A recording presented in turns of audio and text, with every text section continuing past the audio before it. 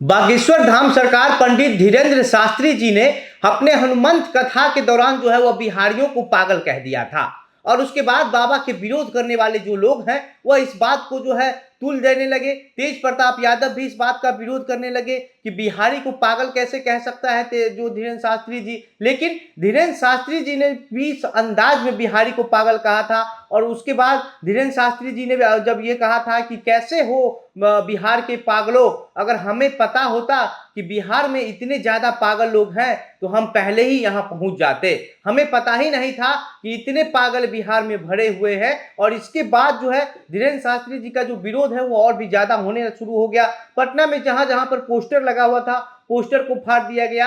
और पिछले दिनों तो जो है वह पोस्टर पर जो उनका फोटो लगा हुआ था उस फोटो पर काली कूद करके चोर 420 लिख दिया गया। लेकिन कल जब कार्यक्रम की समाप्ति हो रही थी उससे पहले धीरेन्द्र शास्त्री जी ने है बिहार के जो लोगों को पागल कहा था उसका मतलब समझा दिया कि आखिर धीरेन्द्र शास्त्री जी ने किस अंदाज में क्या सोच करके जो है वो बिहार के लोगों को पागल कहा।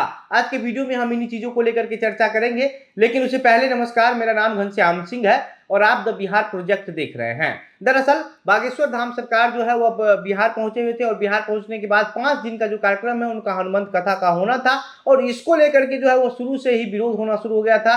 धीरेन्द्र शास्त्री जी का बिहार आने को जो है उसको राजनीतिक रंग दे दिया गया था। और इसकी शुरुआत जो है वो तेज प्रताप यादव से हुई थी। और उसके बाद राजद के कई नेता जो है उसको इसका विरोध किए, जगदानंद सिंह हो चाहे या फिर चाहे सुरेंद्र यादव हो, और भी कई ऐसे नेता हैं राजद के जो खुल करके धीरेन्द्र शास्त्री जी के पटना या आने का विरोध किए। और विरोध करने के बाद ये आए और विरोध होता रहा लगातार। उसके बाद जो है वह पोस्टर पर फाड़ दिया गया, लगातार बयानबाजी होती रही। लेकिन एक पक्ष ये भी है कि जिस तरीके से राजद की तरफ से विरोध किया जाता रहा और वैसे ही बीजेपी जो है वह बाबा के पक्ष में आ गई। और उसके बाद जो है उसके बावजूद भी इतना आप समझिए कि जिस तरीके से विरोध हुआ इसके बावजूद भी कहा जा रहा है कि 40 लाख से ज्यादा भक्त जो है वह बाबा का कथा सुनने के लिए नौबतपुर पहुंचे हैं। और उसके बाद बिहार में ऐसा रिकॉर्ड टूट गया जितना आज तक बाबा ने जहां भी कार्यक्रम किया था उस कार्यक्रम में जितनी भीड़ पहुंची थी, जितने लोग पहुंचे थे, उसमें आज तक इतना ज्यादा लोग कहीं नहीं पहुंचे थे जितना बिहार में पहुंचे हैं। और इस वजह से जो है बाबा को बिहार से प्यार हो गया है। बाबा कहते हैं कि अब हम जब तक जिएंगे तब तक बिहार आते रहेंगे। बिहार में भक्तों की कमी नहीं है, पूरा बिहार जो है वह हनुमान भक्त से भरा हुआ है। और हम लगातार बिहार आते रहेंगे, जब तक जिंदा रहेंगे बिहार को कभी नहीं छोड़ेंगे, ना ही बिहार को कभी भूलेंगे। भीड़ इतना ज्यादा हो गया था, लोग इतने ज्यादा पहुंच गए थे कि आप समझ सकते हैं कि कैसे कोई कथावाचक ये कह दे कि आप लोग मत आइए हमारा कथा सुनने के लिए, आप अपने घर पर ही रहिए। लेकिन धीरेन्द्र शास्त्री जी को मजबूर होकर के ये कहना पड़ा। इसके बाद सबसे ज्यादा विरोध इस बात को लेकर के हुआ कि धीरेन्द्र शास्त्री जी ने यह कह दिया कि बिहार के लोगों को पागल कह दिया है कि कैसे हो बिहार के पागलों, सब ठीक है। और अगर हमें पता होता कि बिहार में इतने ज्यादा पागल लोग हैं तो हम बहुत पहले ही बिहार आ गए होते। लेकिन घबराने की बात नहीं है, अब जब आ गए हैं तो हमेशा आते रहेंगे, हमेशा साथ रहेंगे। और हम बिहार के बारे में उल्टा सीधा लोग बोलते हैं, कई जगह ऐसा हम सुने हैं, लेकिन हम अब आ करके देख लिए हैं बिहार से ज्यादा अच्छा प्यारा कोई जगह नहीं है, बिहार से ज्यादा प्यारे किसी राज्य के लोग नहीं है। ये धीरेन्द्र शास्त्री जी ने खुद अपने कथा के दौरान कहा। लेकिन इसके बाद जो है वो बिहार के पागलों को लेकर के लगातार 4 दिन से चर्चा होती रही। और आखिरी दिन कल जब समाप्ति हो रहा था कार्यक्रम का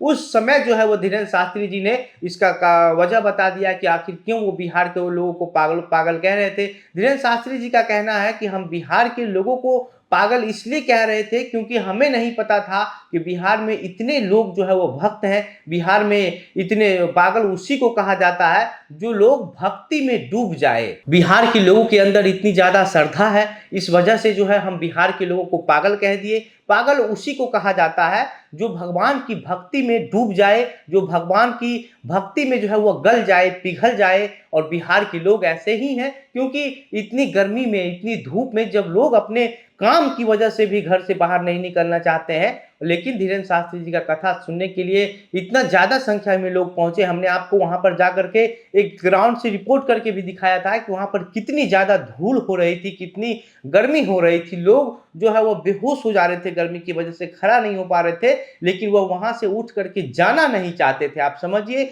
हमने कई लोगों को वहां पर देखा कि वो जो है वो कथा सुनते सुनते वहां पर लेट गए थे, सो गए थे। उनके शरीर में जो है वह नहीं लग रहा था कि अब कोई ऊर्जा बचा हुआ है, लेकिन इसके बावजूद भी लोग वहां डटे हुए थे, अड़े हुए थे और बाबा का कथा का जो आनंद है वह सुन करके, सो करके किसी भी तरीके से लोग लिए जा रहे थे। उन लोगों की को जो है भक्तों को किसी भी तरीके का कोई परवाह नहीं हो रही थी। कई लोगों ने तो ऐसा भी कहा कि भक्ति में शक्ति है, हमको ना भूख लग रहा है ना प्यास लग रहा है, बस हमको कथा सुनना है और कथा सुनने के लिए हम बैठे हुए हैं। हमने लगातार वहां पर जाकर के 4 दिन 5 दिन जो है वह कवर करके आपको दिखाया कि वहाँ की क्या स्थिति है, वहाँ पर क्या कुछ हो रहा है, किस किस तरीके से हो रहा है, सारी चीजें जो है वो दिखाने का भरसक कोशिश किया और दिखाया भी। लेकिन इसके बाद बात यही है कि धीरेन्द्र शास्त्री जी ने जो बिहार के लोगों को पागल कहा था, इसको लेकर के जो है वो धीरेन्द्र शास्त्री जी पर सवाल उठना शुरू हो गया था। जो विरोधी लोग हैं उनको लग रहा था कि धीरेन्द्र शास्त्री जी ने आखिर ये क्या बोल दिया और जम करके इस पर विरोध किए। लेकिन कल धीरेन्द्र शास्त्री जी ने